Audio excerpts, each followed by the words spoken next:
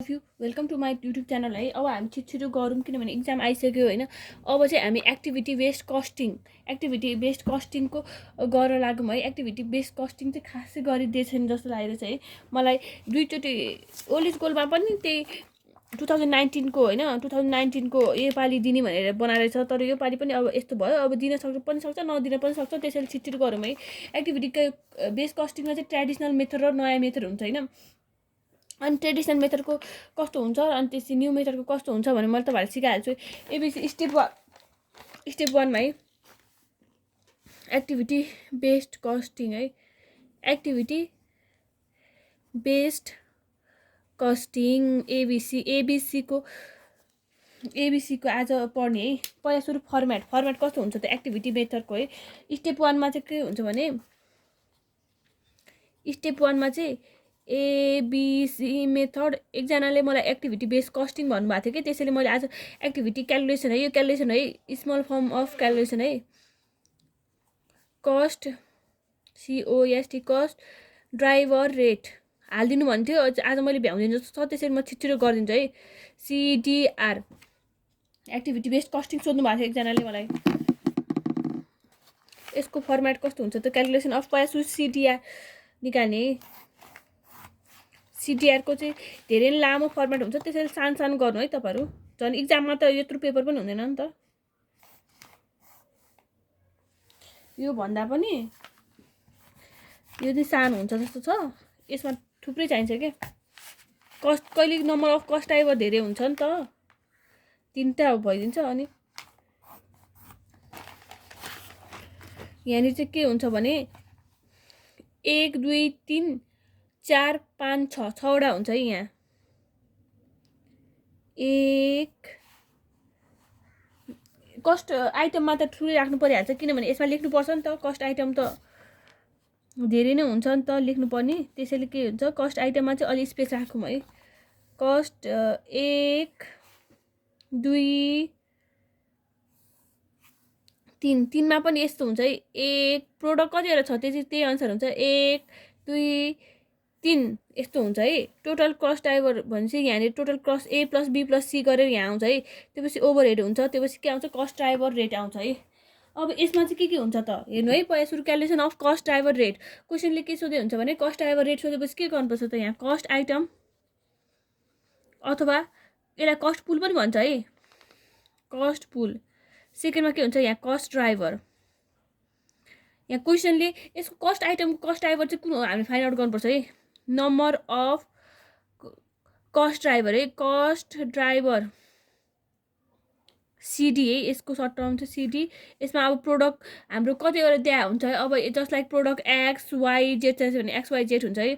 Total अब यो चाहिँ टोटल CD भने कस्ट ड्राइभर होइन। X + Y यो आएको हुन्छ नि, यो प्लस यो हो, यो गरेर चाहिँ यहाँ आउँछ है। यो मानौँ यो X + Y + Z गरेर चाहिँ यहाँ आउँछ है। Overhead cost. यसमा चाहिँ ओभरहेड कस्ट भनेको क्वेसनले ओभरहेड कस्ट भनेर त्यहाँ हुन्छ होइन, त्यही राख्नुपर्छ है। Cost driver rate. यसमा कस्ट ड्राइभर रेट फाइन्ड गर्नु पऱ्यो नि त। यो कस्ट ड्राइभर रेट भनेको CDR हुन्छ। यसको फर्म यसको चाहिँ के हुन्छ ओभरहेड कस्ट। यो आएको हुन्छ नि ओभरहेड कस्ट हो, यो आएको ओभरहेड कस्टले केलाई डिभाइड गर्ने भने टोटल कस्ट। यो टोटल कस्ट आएको नि, टोटल CD आएको छ नि हो, टोटल CDलाई डिभाइड गर्ने। यो ओभरहेड कस्टले के गर्ने टोटल CDलाई, यो ओभरहेड कस्टले यसलाई डिभाइड गरेपछि के आउँछ CDR कस्ट ड्राइभर रेट आउँछ है। मानौँ यहाँनिर म्याटेरियल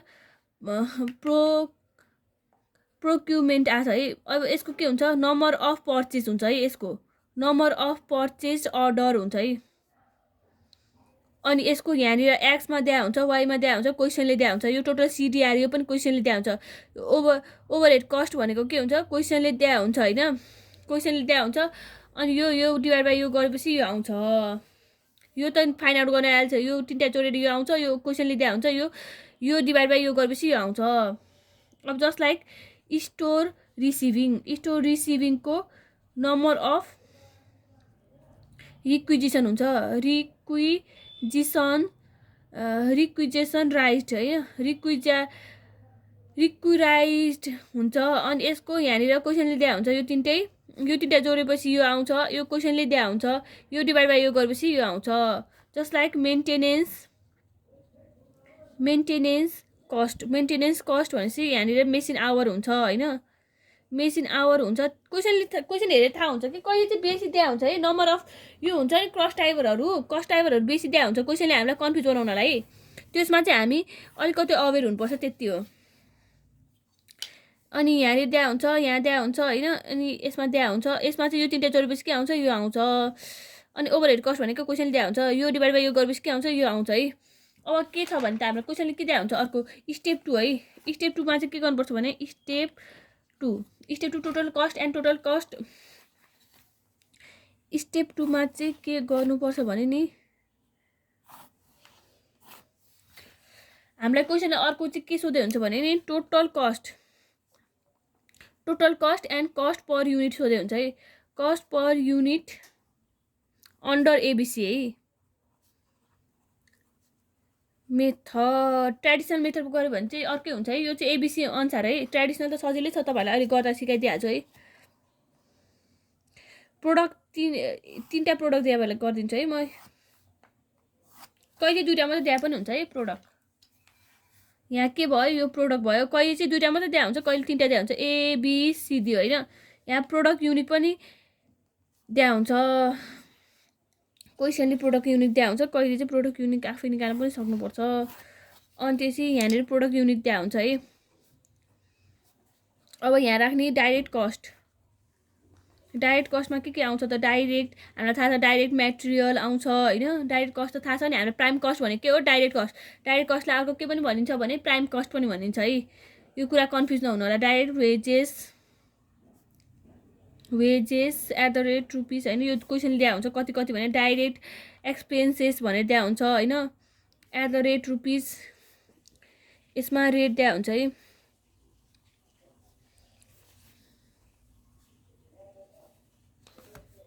यो तिनवटा जोडेपछि के आउँछ, प्राइम कस्ट। मैले के भने डाइरेक्ट कस्ट भनेको के भन्छ, प्राइम कस्ट पनि भनिन्छ भने यो चाहिँ ए मानौँ न, सपोज यो चिनेर यो टोटल आएकोलाई चाहिँ ए मानौँ है। अब ओभरहेड कस्ट भनेको अघि हामीले राख्यो नि ओभरहेड कस्ट हो, त्यही के नम्बर अफ, यसमा चाहिँ के गर्नुपर्छ भने number of CD into CDR. Number of CD भनेको चाहिँ के हो भने नम्बर अफ सिडी यसको हुन्छ नि, यसमा यो माथिपट्टिको हामीले ABC calculation of cost driver rate गर्दा हुन्छ नि, यो इन्टु यसको रेट है। यहाँनिर ओभरहेड कस्टमा कति राख्ने त भने ए इन्टु यसको ओभरहेड, यो दुइटा इन्टु गरेर के राख्ने यहाँनिर हुन्छ है, यो दुइटा इन्टु गरेर यहाँनिर हुन्छ होइन। अब यो इन्टु फेरि यो दुइटा इन्टु गरेर के राख्ने यहाँ राख्ने। अब त्यो सीमा पनि त्यसरी नै है, यसरी नै। अनि स्टोर हामीले रिसिभिङ ल्याएको छ नि त, स्टोर रिसिभिङ पनि सेम टु सेम यो इन्टु यो इन्टु यो इन्टु यो गरेर के राख्ने यहाँनिर है, तिनवटा इन्टु गरेर यहाँनिर राख्ने। अनि अर्को के छ मेन्टेनेन्स पनि सेम टु सेम त्यही। यसबाट के आउँछ भने टोटल ओभरहेड आउँछ है, टोटल ओभरहेड बी भनेको यो तिनवटा प्लस गरेर के, यो तिनवटा प्लस गरेर चाहिँ आउँछ नि। यसलाई चाहिँ प्राइम कस्टलाई यहाँ छुट्टै गरिदिउँ न त, यसलाई के भन्छ टोटल ओभरहेड भन्छ। यस प्राइम कस्ट भन्थ्यो, माथिकोलाई यहाँ टोटल ओभरहेड भन्थ्यो है। यो दुइटा ए प्लस बी जोड्यो भने के आउँछ त टोटल कस्ट आउँछ, टोटल कस्ट है। टोटल कस्ट भनेको ए प्लस बी होइन, यो आउँछ। अब यसबाट सेल्स, यो र यो जोडेर के आयो टोटल कस्ट आयो। अब सेल्स अब एड यो टोटल कस्टमा के हुन्छ भने एड टोटल कस्टमा प्रफिट जोडौँ है। टोटल कस्टमा प्रफिट जोडेपछि के आउँछ, total cost plus plus profit जोडेपछि सेल्स आउँछ कि आउँदैन, सेल्स आयो। कस्टमा के जोड्यो प्रफिट जोडेपछि के आउँछ सेल्स आउँछ हो। अब कस्ट पर युनिट है, कस्ट पर युनिट भने जहिले पनि के हुन्छ total cost divide by activity labour और युनिट गरेपछि टोटल एक्टिभिटी युनिट और युनिट गरेपछि के आउँछ कस्ट पर युनिट हुन्छ है। अनि ओभरहेड पर युनिट भनेको के हो, overhead cost divide by unit गरेपछि के भयो ओभरहेड युनिट है। Overhead cost per overhead cost divide overhead cost per unit त प्रफिट पर युनिट भने चाहिँ के हुन्छ प्रफिट पर युनिट भनेको जहिले पनि जे हो त्यही माथिपट्टि राख्दिनु के प्रफिट डिभाइड बाई युनिट है। अब तपाईँहरूलाई म कुन गराइदिउँ भने इक्जाममा आउने अलिक टाइपको गराइदिन्छु ल। सो कि 7बाट गरौँ भने 6बाट गरिदिन्छु है त ल। 6मा होइन 7मा गरौँ न, उस पनि छ होइन त यसमा चाहिँ क्यालकुलेसन अफ कस्ट एभरेज पनि छ अनि उस पनि छ है। ओके म चाहिँ यो 5 नम्बर गरिदिन्छु है।